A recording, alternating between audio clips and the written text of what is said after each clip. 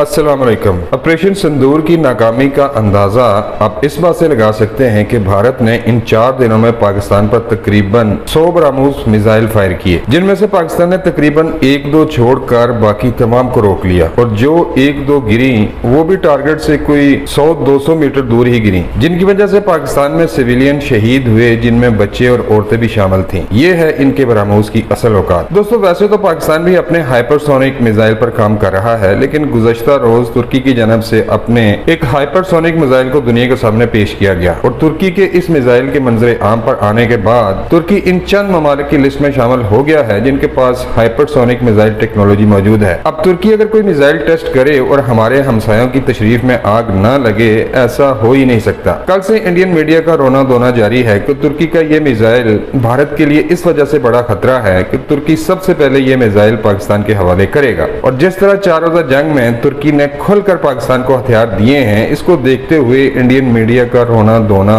जायज भी नजर आता है। आइए आपको इस हवाले से एक वीडियो दिखाते हैं। तो भारत के लिए एक और चैलेंज खड़ा हो चुका है, बिकॉज टर्की ने अब यहाँ पर हाइपरसोनिक मिसाइल्स डेवलप कर ली हैं, ऐसा टर्की का मानना है। देखिए, अब ये एग्जैक्टली हाइपरसोनिक मिसाइल्स तो नहीं है, this are ballistic missiles with hypersonic capabilities. थोड़ा सा slight line, thin line difference होता है इन दोनों चीज़ों में, आगे हम देखेंगे, डिस्कस करेंगे। बट फिर भी टर्की जब तक अपनी डिफेंस कैपेबिलिटीज़ को बढ़ाता रहेगा, जब तक वो डिफेंस कैपेबल बनता जाएगा, वो भारत के लिए एक चैलेंज होगा। भारत के लिए डायरेक्ट टर्की एक चैलेंज नहीं है, लेकिन टर्की और पाकिस्तान की जो रिलेशनशिप है और जिस तरीके का सपोर्ट टर्की पाकिस्तान को प्रोवाइड करता है, वो भारत के लिए एक बहुत बड़ा चैलेंज है। तो ये सारे पहलू जो है वो इस वीडियो में हम जानेंगे, कंपेयर भी करेंगे टर्की की हाइपरसोनिक मिसाइल को भारत के ब्रह्मोस के साथ, और फिर देखते हैं कि टर्की कहाँ तक पहुँचा। जो हाइपरसोनिक बैलिस्टिक मिसाइल टर्की ने बनाई है उसका नाम है टाइफून ब्लॉक 4। एक्चुअल में जो टाइफून नाम रखा गया है, ये ओरिजिनली टाइफून जो है वो उनकी बैलिस्टिक मिसाइल का नाम है, तो टाइफून ब्लॉक 4 इसका नाम रखा गया है। This is a new variant kind of ballistic missile जो हाइपरसोनिक कैपेबिलिटीज़ के साथ इन्होंने बनाया है। और इनके बनाने के बाद जो डिफेंस कोऑपरेशन है टर्की और पाकिस्तान का, वो तो पूरी दुनिया जानती है। रिसेंटली ऑपरेशन सिंदूर में आपने देखा था किस तरीके से टर्की ने पाकिस्तान का सपोर्ट किया था। अब ये भारत के लिए एक बहुत बड़ा चैलेंज बन जाएगा। पहलगाम टेरर अटैक में हमने ऑलरेडी देख लिया है। अगर इस रीजन के अंदर टर्की और पाकिस्तान की पार्टनरशिप इस तरीके से चलती रही और टर्की अपनी मिलिट्री कैपेबिलिटीज़ को ऐसे इवॉल्व करता रहा, तो ये भारत के लिए नए नए चैलेंजेस बनाता चला जाएगा। अब अगर इस मिसाइल की बात करें तो this is ballistic missile, hypersonic ballistic missile. अब इसकी जो वजन है वो 2300 किलोग्राम है और इसका जो रेंज है वो बताया जा रहा है कि ऑलमोस्ट 800 किलोमीटर का स्ट्राइक रेंज है। हालांकि अभी इस मिसाइल को बनाया गया है, it is not yet tested, not deployed, अभी ऐसा कुछ भी नहीं हुआ है, सिर्फ बना है। तो रॉकेस्टन नाम की कंपनी है जिसने इस मिसाइल को बनाया है और उनका मानना है कि जो इसकी मैन्यूवरेबिलिटी है वो बहुत ज़्यादा होगी। और सबसे बड़ी बात इसमें यह है कि ये मल्टीपर्पज़ वॉरहेड इस्तेमाल करता है, मतलब ये एक वॉरहेड से ये कई सारे टारगेट्स को टारगेट कर सकते हैं, कई सारे टारगेट्स को डिस्ट्रॉय कर सकते हैं। चाहे वो आप बात कर लीजिए एयर डिफेंस सिस्टम्स की, चाहे आप बात कर लीजिए मिलिट्री हैंगर्स की, चाहे आप बात कर लीजिए कंट्रोल सेंटर्स की, ये सबको एक वॉरहेड से टारगेट कर सकते हैं, एक वॉरहेड से उनको डिस्ट्रॉय कर सकते हैं। इतनी बेहतरीन है। अब एक देखिए, बहुत थिन लाइन डिफरेंस होता है हाइपरसोनिक और बैलिस्टिक का। अगर आप डिफरेंस देखें तो सबसे बड़ा जो डिफरेंस माना जाता है ये हाइपरसोनिक मिसाइल और ये बैलिस्टिक मिसाइल का, सबसे बड़ा डिफरेंस ये है कि जो बैलिस्टिक मिसाइल्स होती हैं वो बहुत हाई ऑल्टीट्यूड पे उड़ती हैं एक तो, और इसीलिए वो रडार के पकड़ में आ जाती हैं। और दूसरी चीज़ ये होती है कि उनकी ट्रेजेक्टरी फिक्स होती है, इसलिए उनको डिस्ट्रॉय करना आसान हो जाता है। एयर डिफेंस सिस्टम्स के लिए उनको टारगेट करना आसान हो जाता है। हाँ, वहीं हाइपरसोनिक जो मिसाइल्स होती हैं इनका यूज़ इसीलिए किया जाता है बिकॉज एक तो ये लो मिड ऑल्टीट्यूड पर होती हैं तो रडार्स के नज़र में नहीं आती, और दूसरी चीज़ इनकी जो ट्रेजेक्टरी होती है वो फिक्स नहीं होती है।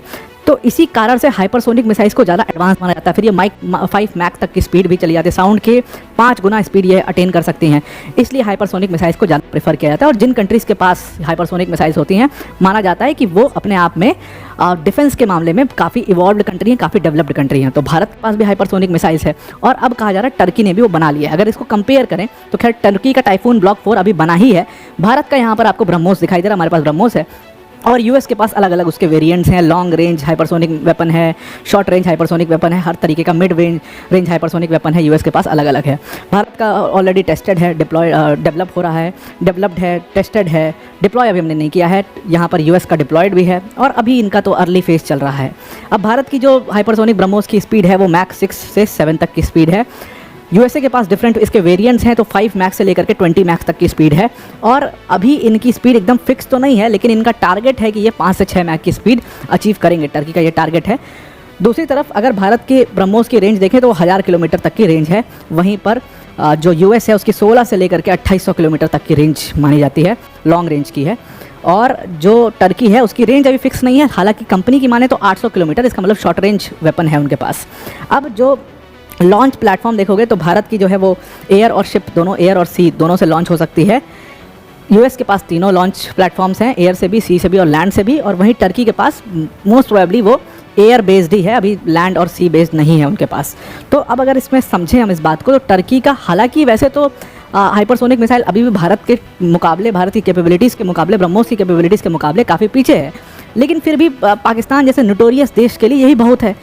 कहाँ वो मतलब कड़की में ज़माना गुजर रहा है, तो ये भी बहुत है उनके लिए। अगर ऐसी मिसाइल्स उनको मिल जाएँ तो फ्री ऑफ कॉस्ट का जो भी मिल जाता है, पाकिस्तान उसके लिए बहुत मतलब शुक्रगुजार होता है। तो टर्की के लिए, टर्की की डिफेंस कैपेबिलिटीज़ हमारे लिए कभी चैलेंज नहीं है, बल्कि टर्की और पाकिस्तान के जो संबंध हैं वो हमारे लिए एक बहुत बड़ा चैलेंज है। अभी रिसेंटली क्या हुआ था, पहलगाम टेरर अटैक में जितना भी डिफेंस कैपेबिलिटी पाकिस्तान ने दिखाया, खास तौर से मैं बात करूंगा यहाँ पर ड्रोन्स की, जितने ड्रोन्स का इस्तेमाल पाकिस्तान ने किया वो सब ड्रोन्स टर्की द्वारा दिए गए थे। एक्चुअल में उन ड्रोन्स का नाम था बायरक्तार ड्रोन्स, और ये बायरक्तार ड्रोन्स जो है टर्की की एक कंपनी है जिसका नाम है टर्की बायकार टेक्नोलॉजीज़। बायकार टेक्नोलॉजी जो कि टर्की की कंपनी है, उसने ये ड्रोन्स बनाए हुए थे टर्की ओरिजिन जोन से, और टर्की ने इनको प्रोवाइड किया था पाकिस्तान को। सिर्फ यही ड्रोन्स नहीं, इसके और भी कई सारे वेरिएंट टर्की ने पाकिस्तान को प्रोवाइड किया था। इसीलिए जब टर्की जैसे देश डिफेंस कैपेबल होते हैं तो फिर वो भारत के लिए चैलेंज बनते चले जाते हैं। और सिर्फ ड्रोन्स की बात नहीं है, ड्रोन्स के अलावा अगर आप देखोगे तो इनको जो है डिफरेंट मिलिट्री प्रोग्राम चल रहे हैं, मिलिट्री एक्सचेंजेस जो हैं वो होता है, प्लस इनको ट्रेनिंग भी प्रोवाइड की जाती है टर्की द्वारा इनके फोर्सेस को। तो ये सब कुछ टर्की एज अ होल उनको दे रहा है। तो टर्की और पाकिस्तान का जो संबंध है वो सिर्फ डिफेंस तक लिमिटेड नहीं, वो एक रिलीजियस संबंध है। आप समझिए कि वो ब्रदरहुड वाला संबंध है, और इसीलिए वो हमारे लिए एक बहुत बड़ा चैलेंज बन के चले।